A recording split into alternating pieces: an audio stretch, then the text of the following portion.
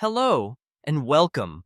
Have you ever felt like giving up on English, like it's too hard, too slow, or just not for you? I used to feel the same. For years, I thought I was not smart enough. I failed tests. I forgot words. I felt small when others spoke better than me. But one moment changed everything. One English lesson, not in a classroom, but in real life, opened my eyes. And today, I want to share that story with you. This is not just a story, it's a journey of struggle, change, and hope. And while you listen, you will improve your English naturally, gently, with emotion. You will hear simple sentences. You will learn new words. And more than that, you will feel something real. So grab a notebook if you like, take a deep breath, and open your heart. Let's begin this story, the most powerful English lesson I ever learned. My name is Jake. I was born in a small town in the north of England. It was quiet, cold, and far from big cities. My family was not rich, but we had love. My father worked in a factory. My mother cleaned houses. We didn't have much, but we had enough. In school, I liked math and science, but I hated English. Not English as a language, but English as a subject. Grammar confused me. Speaking scared me. Reading was boring. I always felt slow. In class, when the teacher asked a question, I looked down. I didn't want to be seen. I didn't want to be wrong. The other students laughed when someone made a mistake. I didn't want to be that person. So I stayed quiet, always quiet. At home, things were simple. We didn't have a computer. We didn't speak English at home. We spoke a local dialect, full of slang and short words. My parents never finished school, so they didn't help me with homework. But they always said, "Jake, do your best." That was enough. Sometimes. One day, when I was 14, something happened. I was in a small shop, buying milk. The shop owner was an old man from Canada. He had a soft voice and a big smile. He looked at me and said, "Hey there, young man, how's school?" I froze. My mind went blank. I knew the words, but I couldn't answer. Not in English. I tried to speak, but I just said, uh, good. He smiled again and said, "Keep learning. English will take you far, my friend." I walked home that day with red cheeks and a heavy heart. Why couldn't I speak? I had studied for years. I knew grammar rules. I memorized vocabulary. But in real life, I was silent. That night, I looked in the mirror. I didn't like what I saw. A scared boy, a student who only passed exams but couldn't speak. And I made a decision, a small one, but strong. I will try again, not for school, not for grades, for me. So I picked up an old book, a children's book. I read the first page out loud. Slowly, it felt strange. I made mistakes. I laughed at myself, but I kept going. And that was the real beginning of my journey. After that night, I made a promise to myself I will speak English every day, even just a little, even if no one listens, even if I sound silly. The next morning, I woke up early. I sat at my desk with a small notebook. I wrote one sentence. "My name is Jake. I want to speak English."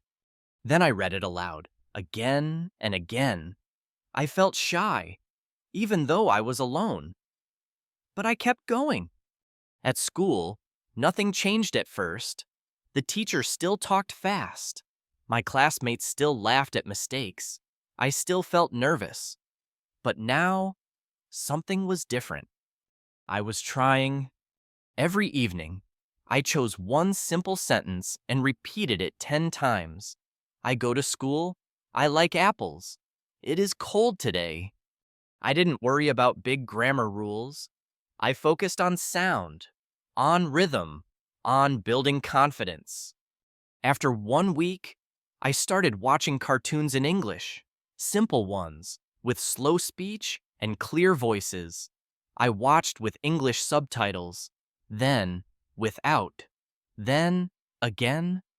I didn't understand everything, but I caught more words each time. I laughed when I understood a joke. That was a good feeling. Then I found an old MP3 player at home. I downloaded short English stories. I listened while walking to school. I listened on the bus. I listened before sleep. The voices became my teachers. Kind, patient, never judging. But it was still hard.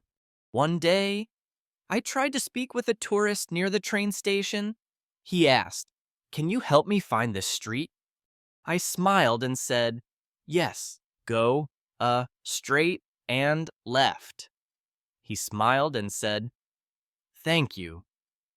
Your English is good." I knew it wasn't, but I felt proud. That small moment gave me hope. I joined an online group for English learners, people from all over the world. They made mistakes like me, but they also tried. We spoke on voice calls. The first time, I was shaking. I said only 2 sentences. My voice was small, but the others clapped and said, "Good job, Jake." I almost cried. From that day, I spoke with them every week. We shared stories. We laughed. We learned new words. I wasn't alone anymore.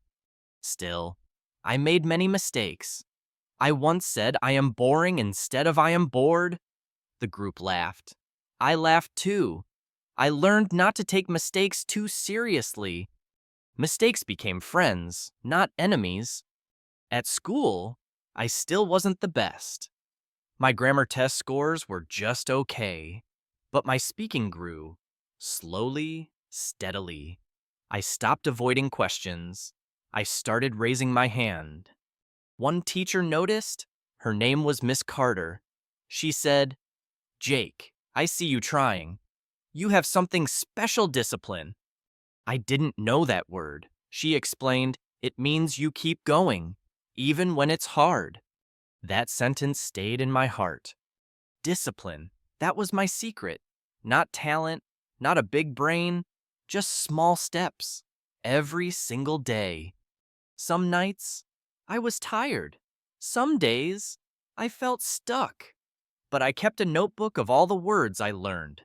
I read them again on weekends. I added new ones. I also made English part of my life. I changed my phone to English. I followed English-speaking YouTubers. I started writing a short journal every day, only in English. At first, just 3 lines, then a paragraph, then a page. I wrote things like, "Today was cold. I drank hot tea. I feel tired." It wasn't poetry, but it was real. I started dreaming in English. Just short, strange dreams. But they meant my brain was learning, even when I slept. Then, one day, a big thing happened. Our school joined an English speech contest. No one wanted to enter. Too scary, too difficult.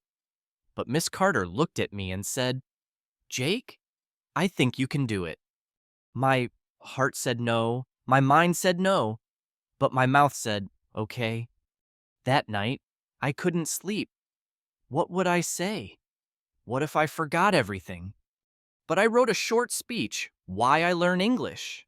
It was simple, honest, full of mistakes. But it was mine. I practiced for 1 week, in front of the mirror, in front of my dog, in front of no one. On contest day, my legs were shaking, my hands were cold, but I walked to the stage. I looked at the crowd, and I spoke. I forgot a sentence. I said one word wrong, but no one laughed. They listened, and when I finished, there was clapping. I didn't win first place, but Miss Carter smiled and said, "You were brave." And for me, that was enough. After the speech contest, something changed inside me. I was still Jake, same home, same school, same face in the mirror. But now, I believed something new. I can do this. Not perfectly, not fast, but truly. That small belief became a light, and I followed it. One day, Miss Carter gave me a piece of paper. It was about a summer camp for English learners. "Apply for this," she said. "It's in London. It's free. I think you're ready." London. It felt like another planet. Big, far, expensive. I had never left my town, but something inside me whispered, "Try." So I applied. I wrote an essay in English. I asked my mother to help me send it, and I waited. 3 weeks later, a letter came. "Congratulations, Jake. You are invited to the English summer camp in London." I screamed. My mother cried. My father hugged me. It was the first time he called me a man. The camp was in a big school near the city.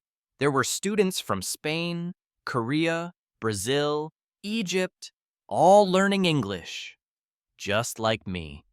At first, I was nervous. Their accents were different. Some spoke fast, some slow, some had better grammar, but I didn't compare. I listened. I asked questions. I shared my story. We played games. We told jokes. We cooked together, all in English.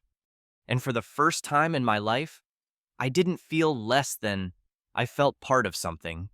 One evening, we sat around a campfire. Everyone had to say one sentence, just one, about their dream. I said, "I want to help others learn English, like I did." Everyone clapped. Some smiled. One girl from Japan said, "That's beautiful."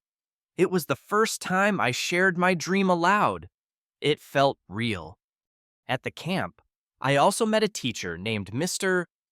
Thomas. He was from the US, with kind eyes and a calm voice.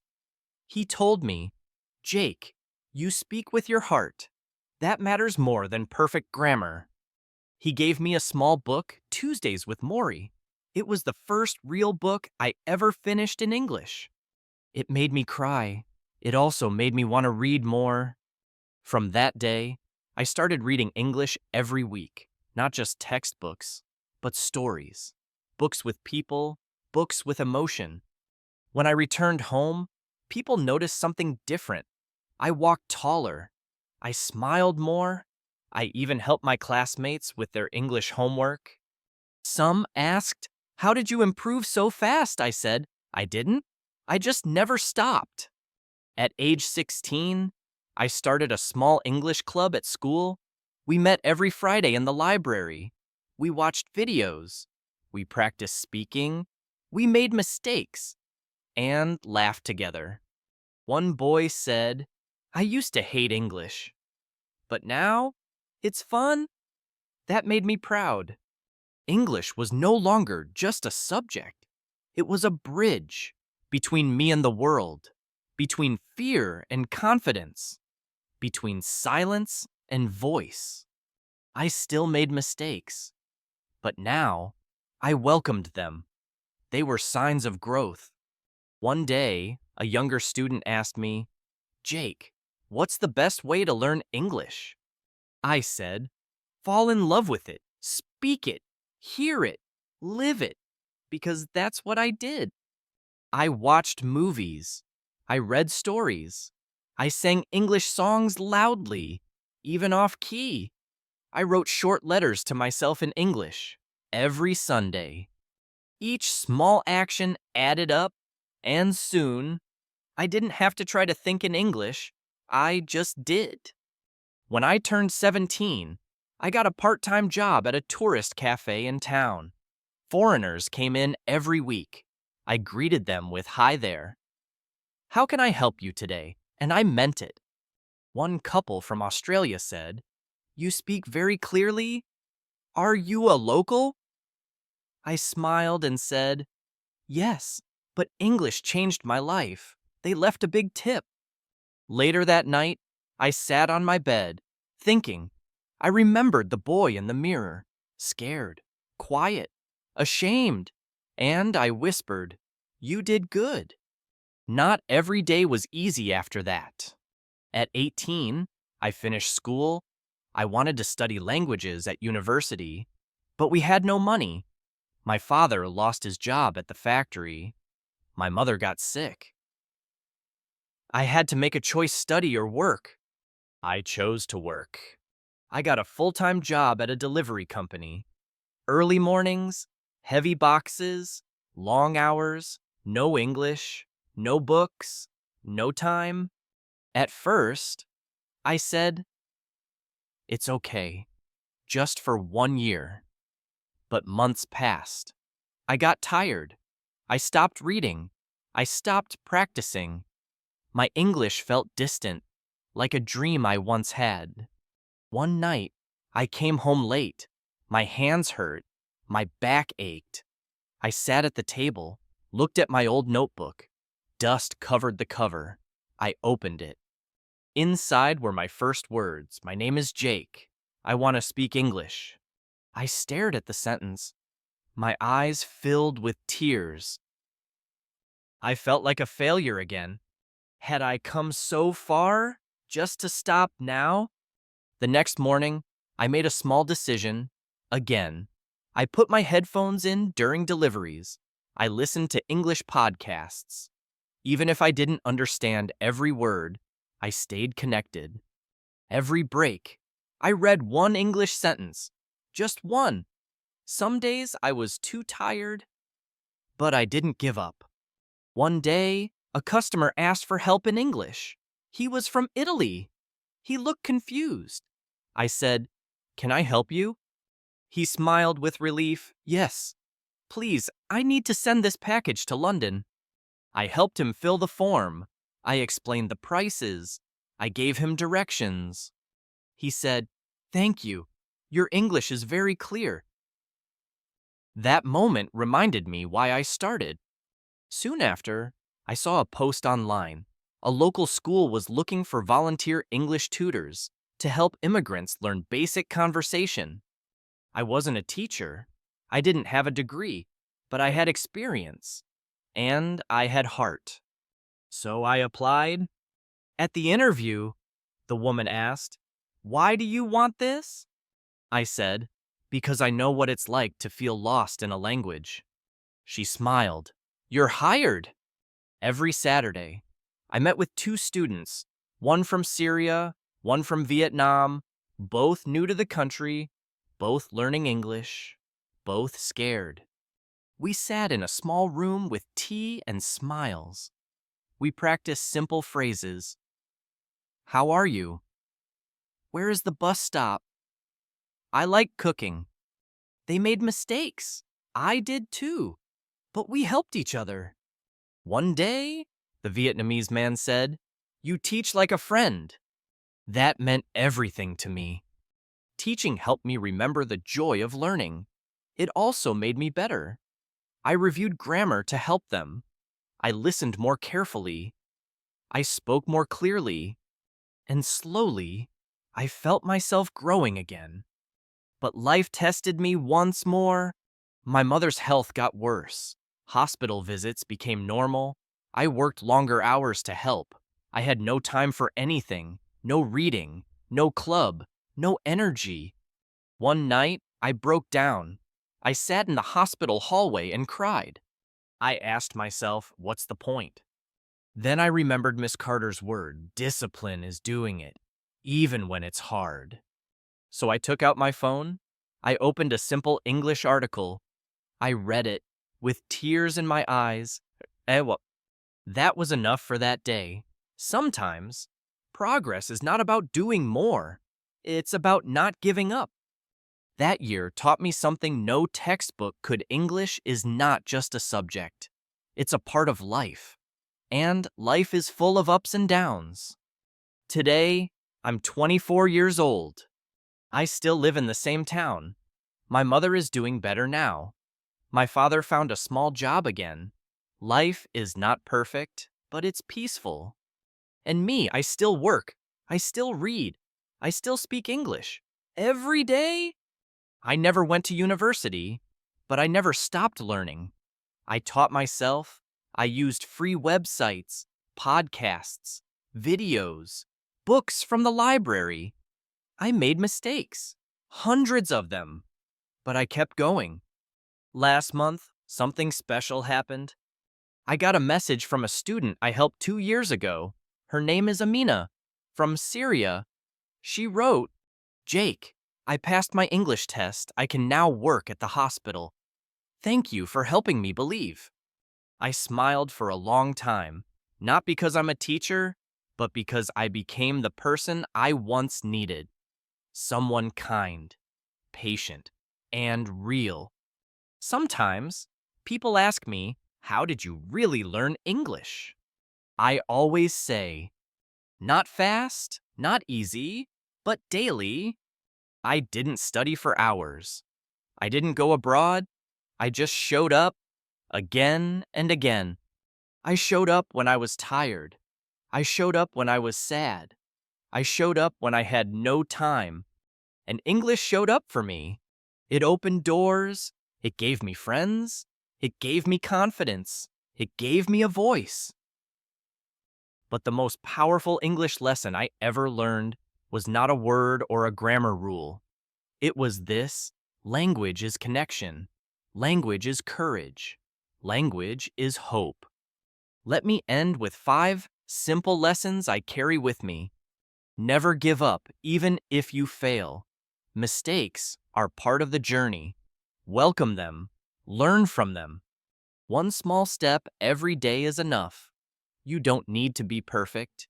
You just need to be consistent. Confidence comes from action. The more you speak, the stronger you feel. Your story matters. You don't have to be a native speaker to inspire others. You just have to be honest. Success is not free. You must earn it. But if you do, no one can take it from you. So now, maybe you're like I was, tired, confused, ready to quit. But listen closely. This is your turn. You don't need to be perfect. You just need to begin. Read one page. Say one sentence. Listen to one story. Start now. Start small. But start, because the most powerful English lesson may still be waiting for you. And maybe, one day, you'll tell your story too.